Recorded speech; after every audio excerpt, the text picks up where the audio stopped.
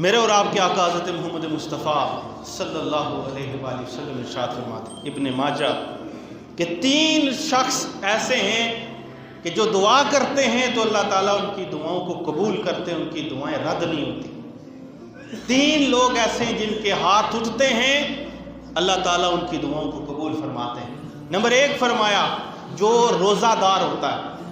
दूसरा वो शख्स जो आदिल बादशाह हो, ऐसा बादशाह जो अदल व इंसाफ करता हो, जब वो दुआ करता है तो अल्लाह ताला उसकी दुआ को कबूल फरमाता है। और तीसरा फरमाया मेरे आका सल्लल्लाहु अलैहि वसल्लम कि जो मजलूम होता है, हम कभी कभार जालिम बन के मजलूम पर और जुल्म करते हैं, तो जो मजलूम होता है मेरे आका ने इरशाद फरमाया जब वो अल्लाह की बारगाह में दुआ करता है तो अल्लाह ताला उसकी दुआ को कबूल फरमाता है।